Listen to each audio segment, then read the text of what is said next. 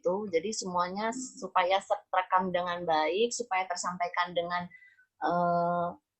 detail, supaya tidak ada kesalahpahaman antara orang tua ataupun guru dan murid seperti itu. Karena mengingat satu semester ini kita kan mengadakan pembelajarannya secara online, jadi pasti banyak sekali kendalanya, banyak sekali hal-hal yang mungkin informasi yang tidak tersampaikan dengan baik, ataupun dari sayanya informasinya kurang baik dalam penyampaiannya, seperti itu banyak sekali. Makanya saya memilih Zoom meeting supaya kita bisa ngobrol lah gitu ya Bu ya, istilahnya ngobrol apa kendalanya, apa yang membuat selama pembelajaran online ini apa yang menjadi kendala lah selama pembelajaran seperti itu.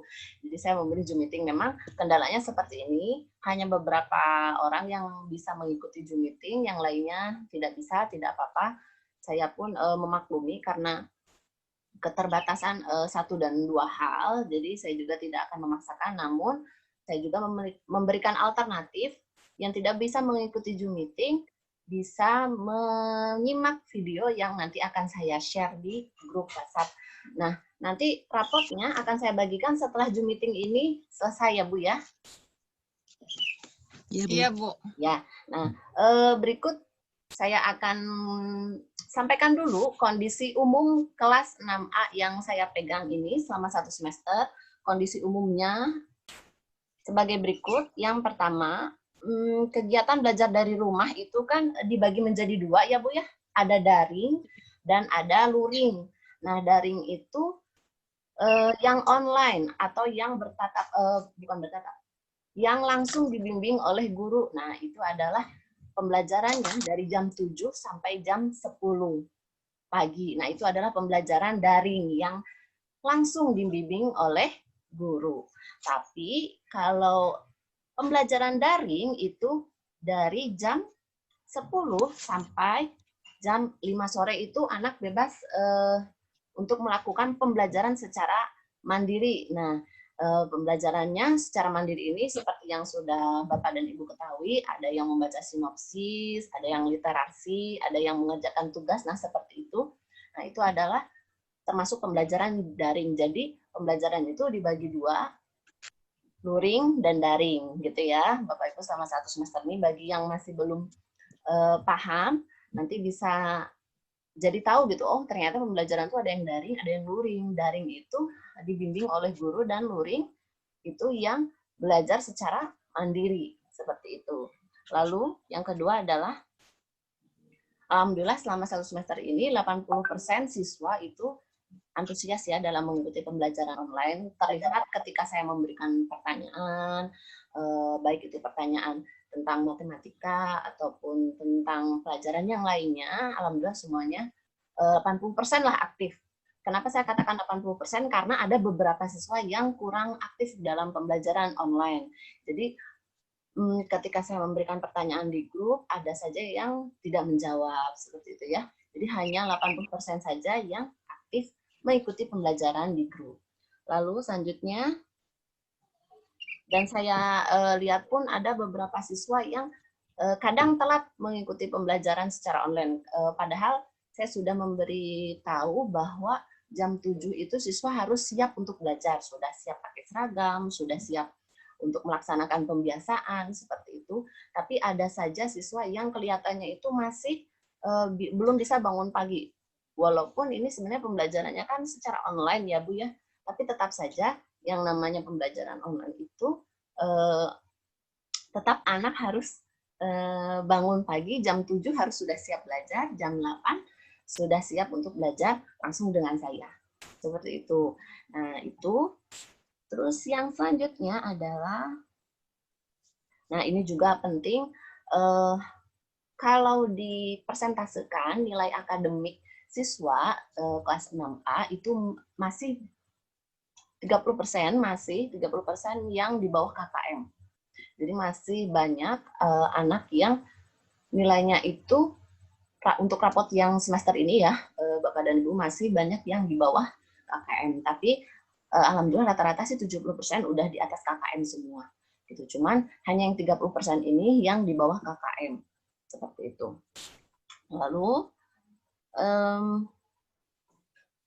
terus ada beberapa siswa, ini hanya beberapa sih, tidak banyak, ada beberapa siswa yang tidak memperhatikan tentang absensi. Nah, absensi ini sangat penting Bapak Ibu, untuk Bapak Ibu ketahui, absensi itu akan saya anggap, anak akan saya anggap hadir apabila dia aktif mengikuti pembelajaran, mengerjakan tugas. Jadi, absensi itu bukan absen saya Bu hadir, saya hadir, tidak, tapi akan saya hitung apabila 1 hari tersebut anak aktif ikut pembelajaran dan aktif mengerjakan tugas. Nah, itu akan saya anggap absen. Oh, berarti dia sedang absen. Seperti itu. Jadi absensi akan saya anggap seperti itu. Nah, itu ada beberapa siswa yang kurang memperhatikan absensi tersebut di pembelajaran online ini. Lalu motivasi belajar siswa masih kurang, sehingga masih terlihat ada beberapa siswa yang kurang serius dalam menjawab pertanyaan. Nah, ini juga penting karena saya lihat ada beberapa siswa tuh hanya mengerjakan soal tuh, ngisinya tuh sepertinya kelihatannya ngasal, yang penting dikerjain, yang penting udah selesai.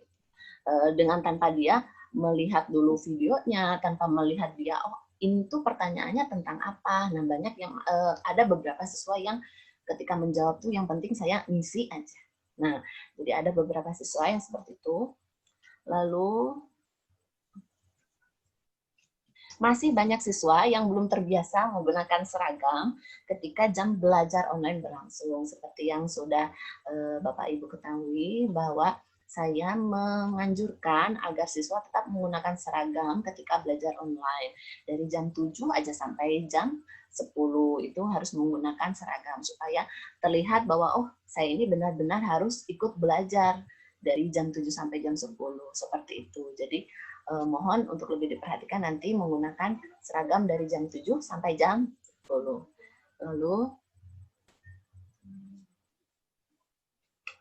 ada beberapa saya lihat perkataan ataupun perbuatan yang dilakukan siswa di dunia maya itu yang kurang sopan ya Bapak dan Ibu. Saya lihat ada beberapa kayak seperti status WA, status Instagram gitu. Ada beberapa siswa yang kalau misalnya membuat status WA itu kata-katanya kurang sopan ya, dan kadang mengandung unsur yang tidak baik. Nah, mohon nanti lebih diperhatikan untuk agar anak-anak tidak menggunakan handphonenya secara tidak baik, tapi menggunakannya dengan cara yang baik.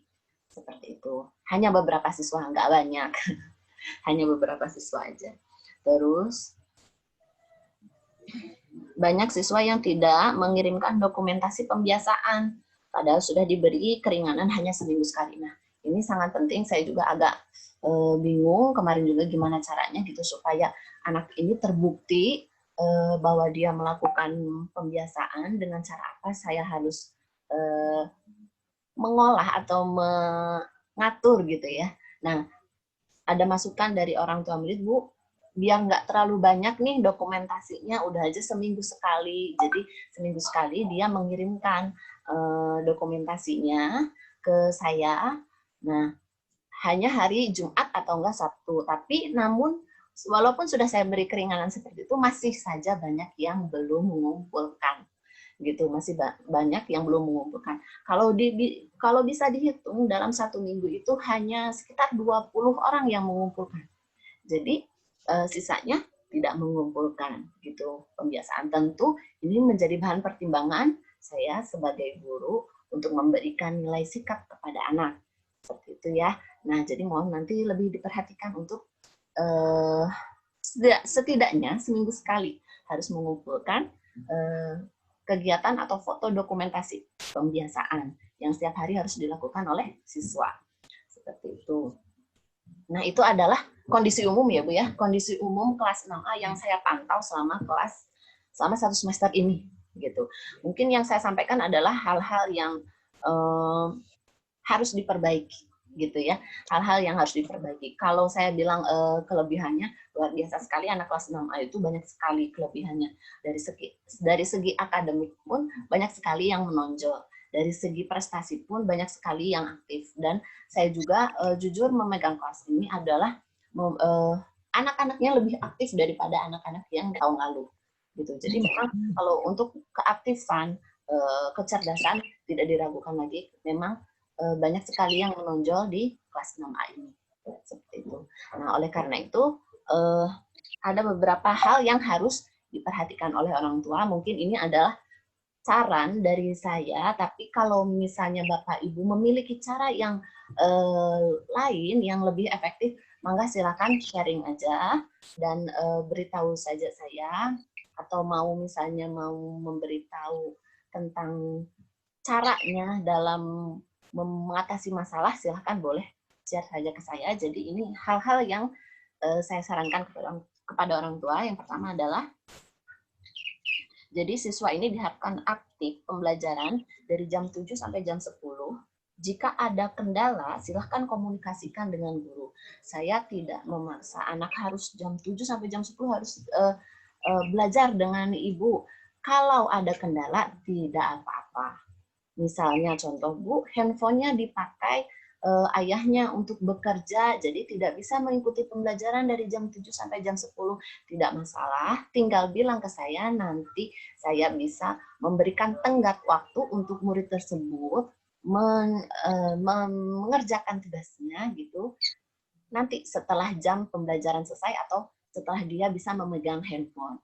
Lalu ada lagi kendala seperti ini, Bu, kalau pagi saya kerja, anak saya tidak ada yang ngawasin, jadi harus sama saya belajarnya, tidak apa-apa. Jadi intinya segala sesuatu harus dikomunikasikan kepada saya supaya terjadi komunikasi yang baik di antara saya dan Bapak Ibu semua, gitu ya. Nah, terus yang kedua, nilai akademik anak harus dipantau terus-menerus oleh orang tua agar orang tua mengetahui perkembangan belajar anak seperti apa. Jadi, ke depannya saya harap nilai akademik siswa itu harus selalu dipantau oleh Bapak dan Ibu semua supaya tahu perkembangannya, anak ini sedang berkembang nih, lumayan nilainya lagi naik-naiknya. Nah, jadi bisa tahu Bapak dan Ibu kalau misalnya setiap hari Bapak Ibu pantau nilai akademiknya gitu. Lalu orang tua harus lebih memperhatikan kehadiran siswa. Apabila tidak japri kepada wali kelas, maka dianggap alfa. Nah, ini juga harus diperhatikan ketika ada misalnya tidak bisa mengikuti pembelajaran secara online, Bapak Ibu wajib, atau enggak anaknya lah, Bapak Ibu atau anaknya wajib untuk japri kepada saya, misalnya, Bu, saya hari ini saya sakit tidak bisa mengikuti pembelajaran. Bu, hari ini saya izin tidak bisa mengikuti pembelajaran. Nah, itu akan saya anggap gitu ya, izin dan sakitnya. Tapi jika tidak ada tidak ikut pembelajaran lalu tidak mengerjakan tugas dan tidak ada japri ke saya, maka akan saya anggap alfa gitu ya, Bapak dan Ibu, supaya mendisiplinkan gitu. Oke, yang selanjutnya ini ada beberapa saya lihat sih ya, saya lihat di jalan gitu, ketemu di jalan dan ketemu tatap muka langsung, ada beberapa siswa itu yang mohon maaf penampilannya selama lockdown ini, maksudnya selama belajar di rumah ini, ada yang rambutnya tuh diwarnain gitu ya, Bapak dan Ibu, ada yang rambutnya tuh jadi warna kuning, coklat, dan lain sebagainya gitu kan ya, warna-warna. Nah, mohon untuk tetap mengawasi anak Bapak dan Ibu agar tetap menggunakan atau mengindahkan peraturan sekolah. Jadi, sekolah tidak mengizinkan untuk mewarnai rambut, apalagi untuk laki-laki ya. Nah, kalau laki-laki kan kelihatan, kalau perempuan memang di kerudung, tapi tetap saja tidak boleh. Jadi mohon untuk tidak mewarnai rambut, gitu ya, kepada ibu walaupun belajarnya di rumah. Hanya satu sih yang saya temukan rambutnya itu warnanya coklat gitu, hanya satu. Terus orang tua juga harus rajin ya Bapak Ibu untuk mengecek handphone anaknya, apakah anaknya itu sudah benar-benar mengirimkan tugas, ataukah anak-anaknya belum mengirimkan tugas, dengan siapa saja dia berkomunikasi, apa saja yang dia browsing selama 1 hari, boleh mangga Bapak Ibu silahkan cek, karena itu adalah hak prioritas Ibu sebagai orang tua untuk mengecek handphone anaknya gitu ya. Nah, selanjutnya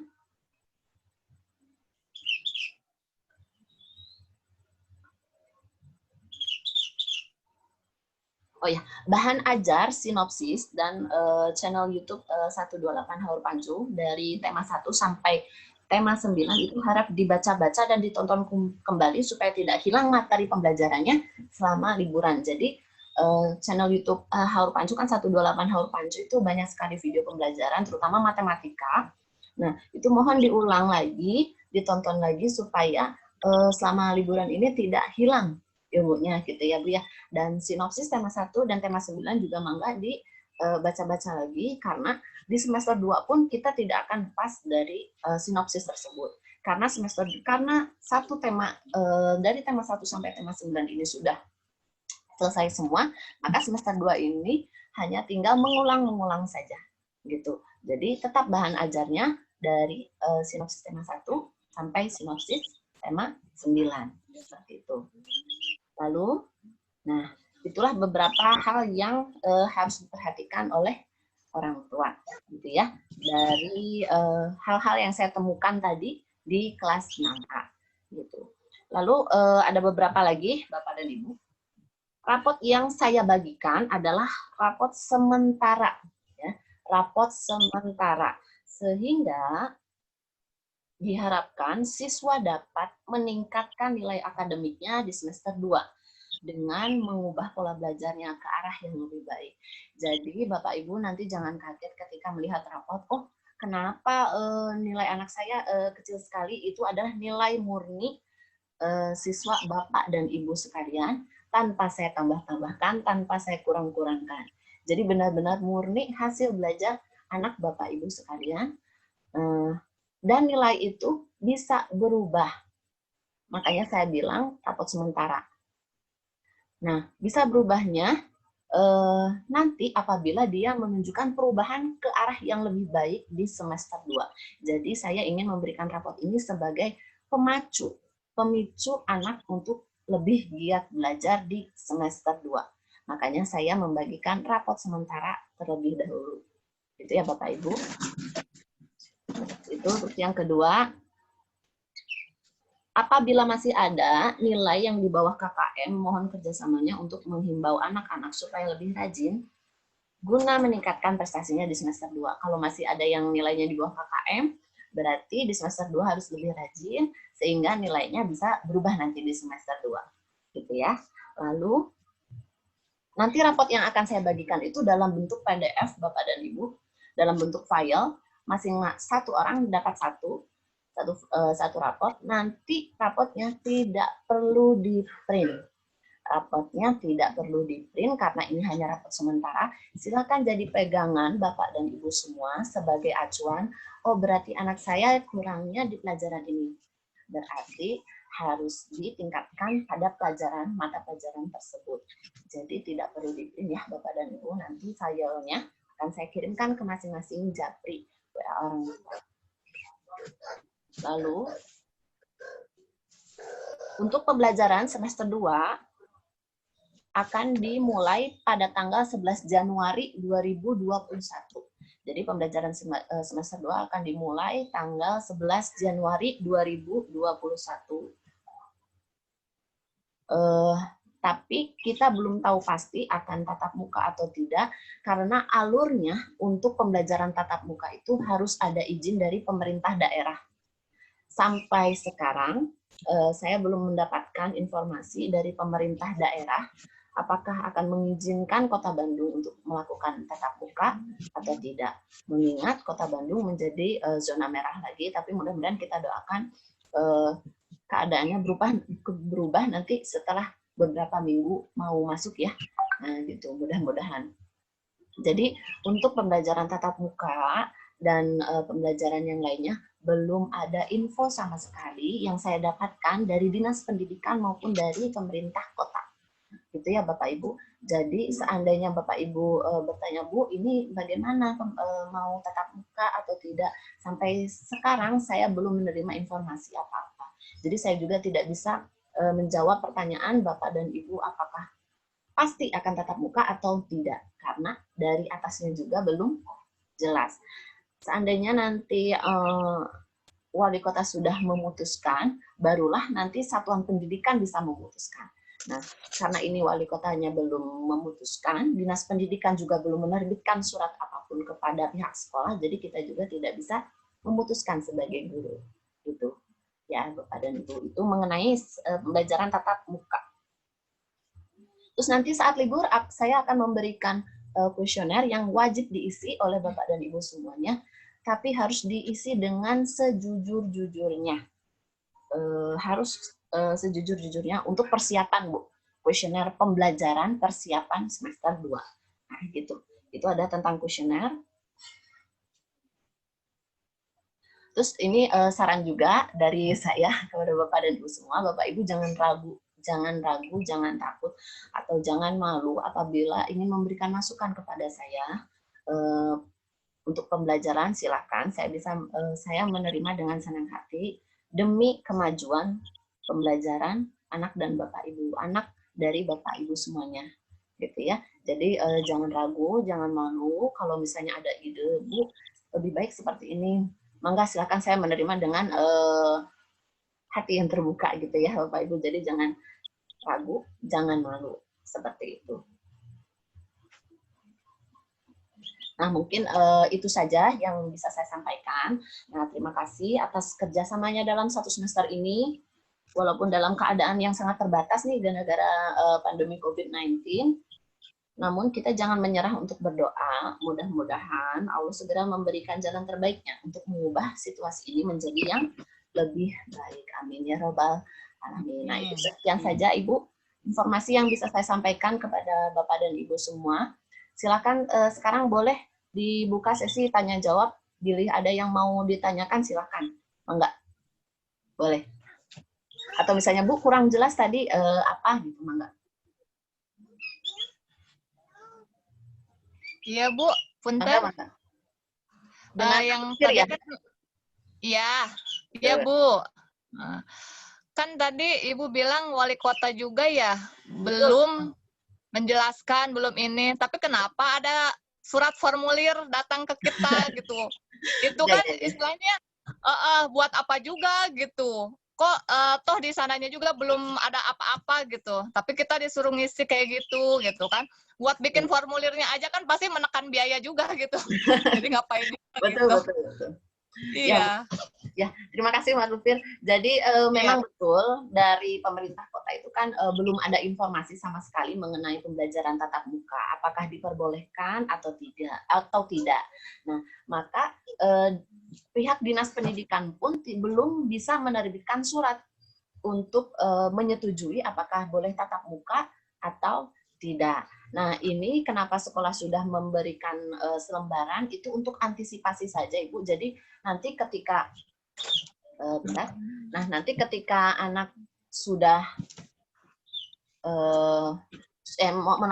ketika sudah ada keputusan dari pemerintah kota dan dinas pendidikan, oh ini sekolah boleh tatap muka. Nah, nanti kan kita sebagai sekolah harus mengumpulkan data, Bu, berapa persen orang tua yang setuju, berapa persen orang tua yang tidak setuju untuk melaksanakan pembelajaran tatap muka ini. Nah, supaya pihak sekolah itu ancang-ancang dari sekarang, supaya nanti tidak mendadak nih, ketika ada instruksi dari atas, sekolah boleh tatap muka. Jadi supaya tidak mendadak nanti ketika liburan, makanya dibuat dari sekarang, Bu. Seperti itu. Jadi biar tidak mendadak. Jadi harus dipresentasikan nanti, Mah Lutfir harus dibikin datanya, harus bikin big datanya, nanti dikirimkan ke dinas, dan datanya itu tidak boleh tidak boleh dipalsukan gitu ya, karena ini kan menyangkut pembelajaran tatap muka yang berkaitan sama kesehatan kita semua ya. Jadi harus datanya asli banget. Jadi dari sekarang seperti itu pihak sekolah. Jadi antisipasi lah gitu. Jadi seandainya nanti nggak boleh pun ya nggak apa-apa, kita sudah memiliki datanya. Tapi kalau misalnya seandainya boleh, ya berarti kita sudah siap dengan datanya gitu. Oh iya Bu, terima kasih Bu penjelasannya. Kami, mangga Bapak Ibu ada yang mau lagi ditanyakan, silakan mengenai pembelajaran boleh, mengenai pembelajaran nanti di semester 2 boleh, atau mau memberi masukan, silakan mangga. Mumpung kita bisa bertatap maya seperti ini. Ada Mah Lutfir, Mah Naufal, Kaifa, Mah Nisa, Nur Fadila, kayaknya mamahnya Melani ya.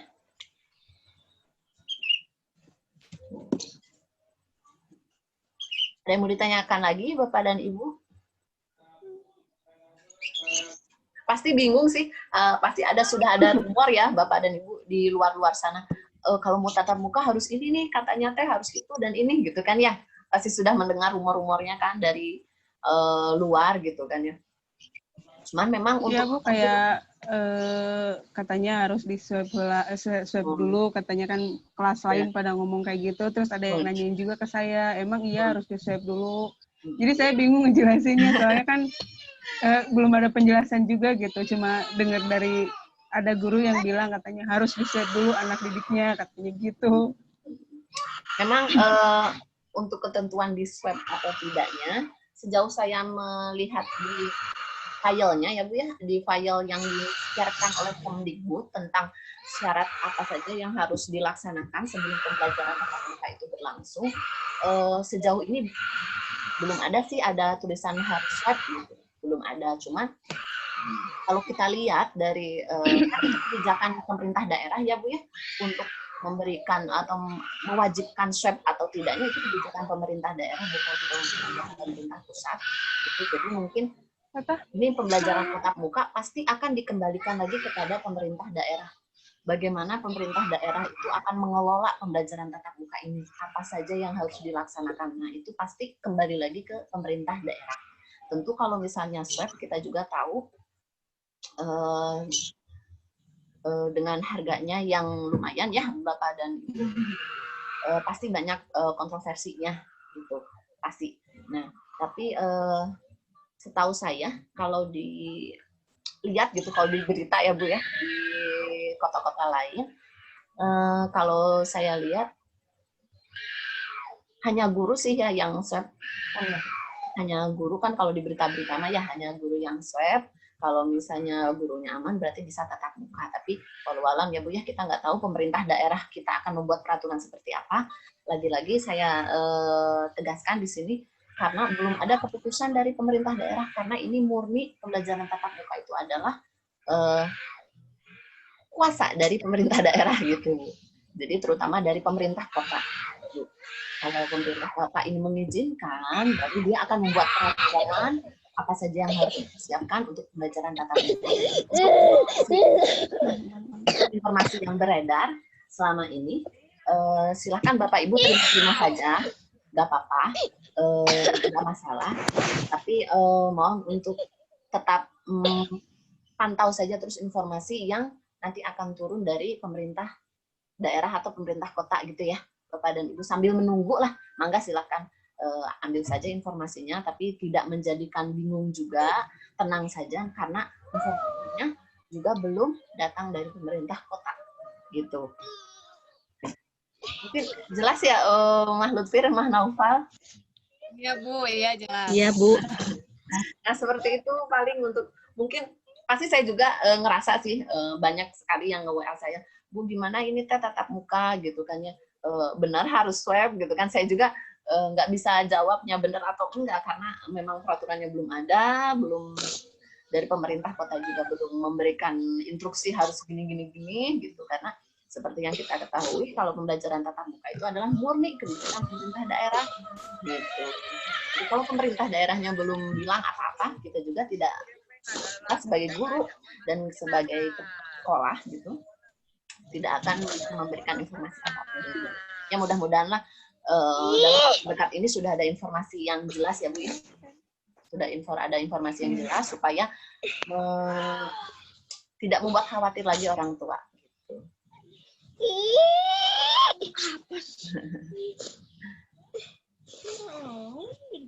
Bagaimana? Ya? Itu Bu, kalau yang untuk semester 2 itu kan efektifnya sampai bulan apa ya Bu? Sampai ke penaikan? Iya. Jadi untuk semester 2 karena kelas 6, kalau kita menggunakan sistem tahun lalu, maksudnya sistem ujian tahun lalu ya Bapak dan Ibu, itu biasanya ujian jatuh di bulan Mei awal. Mei. Iya. Namun ujian tahun kemarin juga itu ujian yang namanya USM Bu. Ujian standar USM, ujian standar yang disetarakan. Jadi maksudnya yang disetarakan itu yang sesuai dengan kemampuan satuan pendidikan atau kemampuan sekolah. Jadi kalau sekolahnya dia mampunya hanya membuat soal dengan level tingkat yang seperti ini, maka itu bisa diujiankan kepada seluruh siswa di satu sekolah tersebut. Gitu. Jadi memang ujiannya dari tahun kemarin itu UN sudah dihapuskan dari tahun kemarin. Tahun ini itu sudah dari tahun kemarin dan tahun ini berarti akan menjalankan yang namanya USM atau ujian yang distandarkan. Jadi itu sesuai dengan kebijakan sekolah. Jadi murni nanti soalnya yang buat adalah sekolah. Gitu, bukan negara lagi kayak dulu Bu, ada UN yang kayak gitu-gitu. Jadi nanti akan diselenggarakan biasanya di bulan Mei awal gitu. Oh. Mei awal berarti kan April, hanya 4 bulan lagi sisanya untuk belajar, untuk menghadapi ujian ya. Nah gitu, paling gitu. Ya. Jadi mulai dari tahun kemarin sih ibu-ibu ujiannya itu yang buat adalah sekolah, soal ujiannya gitu. Mulai dari tahun kemarin karena UN sudah dihapuskan, jadi yang buat sekolah adalah yang buat ujian, soal ujian adalah sekolah gitu. Ada lagi? Sudah jelas, Oh Lutfir? Ya Bu, terima kasih. Ada lagi yang mau ditanyakan Bapak dan Ibu? Gantian sama yang lain, Mama Nopal, Mama Kaifa. Ya ada Mama Kaifa nih. Infinix Untuk atuh nanya. Udah jelas sih, Bu. Udah jelas ya. Ya mudah-mudahan informasi yang saya bagikan sudah jelas dan bisa dipahami dan tidak menimbulkan kesalahpahaman lagi ya Bapak dan Ibu ya, dan bisa memberikan informasi yang bisa menenangkan Bapak dan Ibu semuanya gitu, biar tidak hariwang juga, karena mungkin pembelajaran tatap muka juga itu kan ya, jadi bikin hariwang. Itu mudah-mudahan dengan informasi yang saya sampaikan bisa meringankan rasa kekhawatiran Bapak dan Ibu semuanya gitu.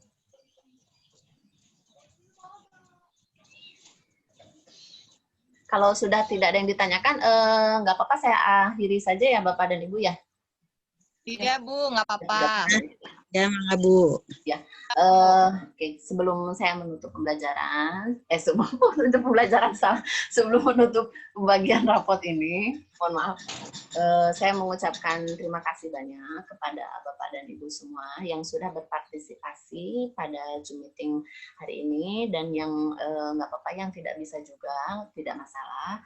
Dan terima kasih juga sama satu semester ini sudah sabar dan sangat mendukung ya anak-anaknya untuk melaksanakan pembelajaran di rumah dengan segala keterbatasan yang mungkin saya juga tidak tahu satu persatu di rumah bagaimana nih menghadapi pembelajaran online, karena saya juga tidak bisa bertatap muka kan ya. Jadi saya berterima kasih banyak sekali kepada Bapak dan Ibu semuanya, di samping kesibukan Bapak dan Ibu bisa membimbing anak untuk belajar dengan baik di rumah dengan kondisi yang sangat terbatas sekarang ini. Saya juga mohon maaf apabila selama satu semester ini apabila ada salah-salah kata, salah-salah perbuatan, ataupun yang bisa menyinggung hati dan Bapak Ibu semuanya yang tidak jelas ataupun jadi salah informasi dan lain sebagainya. Saya mohon maaf pokoknya atas kesalahan saya yang saya lakukan selama satu semester ini untuk kelas 6A. Akhir kata ya Bu ya Bapak dan Ibu, terima kasih dan mohon maaf. Wassalamualaikum warahmatullahi wabarakatuh. Terima kasih semuanya yang sudah. Waalaikumsalam warahmatullahi wabarakatuh. Saya juga mohon maaf Bu bila ada kekurangan dari anak saya. Bapak Ibu, pasti dalam keadaan seperti ini banyak sekali kekurangan, apalagi saya sebagai gurunya kadang-kadang saya bingung juga harus ini harus bagaimana lagi gitu supaya anak-anak ngerti gitu. Ya Bu, saling memaafkan. Ya, terima kasih ya Bapak dan Ibu. Ya Bu. Saya matikan saja ya Zoom meetingnya, nanti biar saya share dulu videonya ke grup. Ya. Mangga Bu. Ya, terima kasih Bapak dan Ibu semuanya. Ya, sama-sama Bu.